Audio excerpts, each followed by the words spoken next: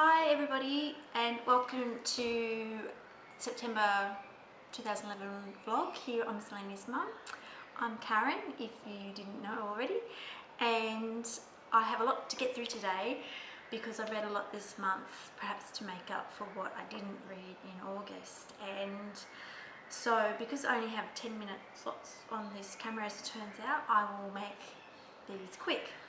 First, I'll start with the Book of Fame by Lloyd Jones, and everybody who is familiar with my reading tastes knows that I really love Lloyd Jones's work, and this is no exception.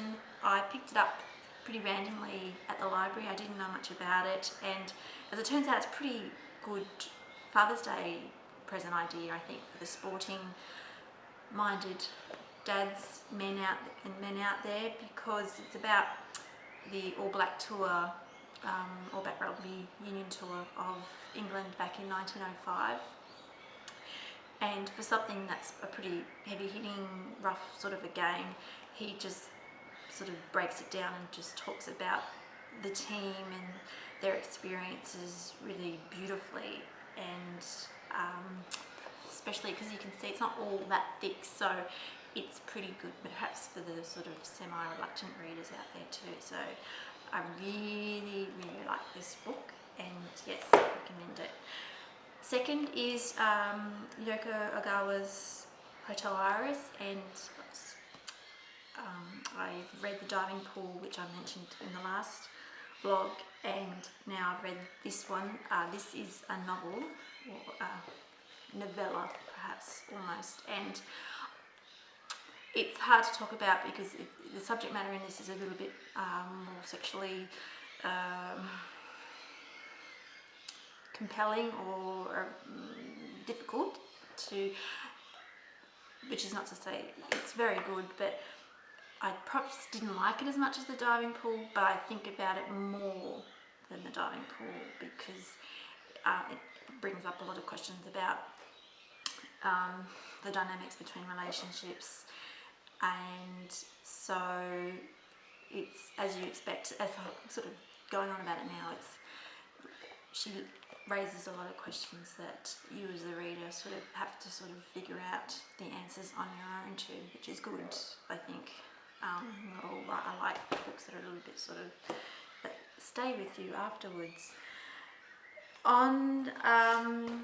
For my 1001 book reading challenge, I read a couple of those this month. One was Siddhartha because my friend Laurie wrote about it in my top 10 life-changing books of the last 10 years post. That's done really well, and it's sort of inspired a lot of people, and so I'm glad a lot of people got out of it because I like books sort of that inspire people. So I got it on the Kindle, and it's also, these, as you can see, they're all pretty slim, and Siddhartha's pretty short too.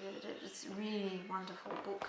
And the second book on the 1001 Challenge I knocked over is the Hitchhiker's Guide to the Galaxy, because shock of shocks, I haven't read it before, and this is Adam's compendium of all the books in one, and I got in trouble because I read it without him, without asking him, because it's very special sort of, so you can hear it creaking, you can sort of smell the expense of it, and I can understand why Douglas Adams fans are legion, because it was just so funny. I was laughing out loud in areas because it's so ridiculous, but at the same time it's also true too. Like the satirical elements to it are bang on. And I particularly like, I can't remember, was it now the species of aliens that have to tie down people to listen to their poetry, and that's like a form of torture. That was really funny. So yes, if you haven't read it, then I would highly recommend it as well for a laugh. So there's that one. On a bit of a different tack, I picked up this Judy Bloom's Forever because I hadn't read it before, and I know that this is, I don't really know what to say about this, because if you've read books, Judy Blume books, when you were growing up, you've probably already read it. So I read it more in the spirit of trying to sort of locate it within its sort of historical sort of significance because it was a groundbreaking book at the time, because it dealt frankly with sexual relationships with teenagers, and I can appreciate that for what it is. But yeah, as a character study, I'm not too sure about how successful it was, but I mean it's still good. But I think I'm reading it too old. If I was reviewing it when I was 14, I'm sure I probably would have been saying a few different things about it. But it's still an important text, I think, for the YA market. So I think anyway. What I'm reading this month, so they're what I've finished. What I'm reading is, what I've borrowed is the Mammoth Book of Dracula, because it's got a Kim Newman story in it about, he's continuing on his Anno Dracula take.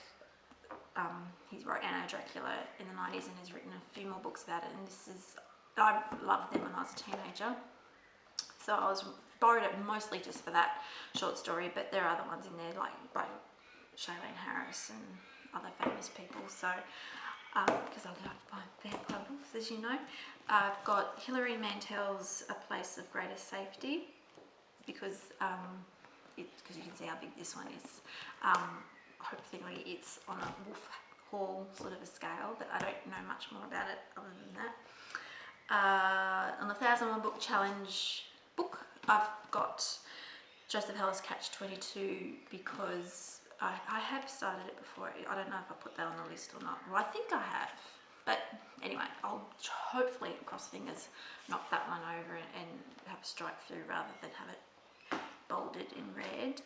And last but not least, I have got Penny Russon's Only Ever Always.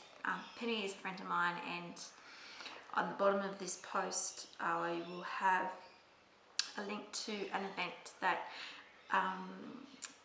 the Eltham Library and Eltham Bookshop will be having in the next couple of weeks, where I'll be talking to her about this book and having like an in-conversation about how it came together, and which hopefully will be of some interest to the readers and writers out there. So yes, I'll be making copious notes on this, and I think that's about all I've got so far this month.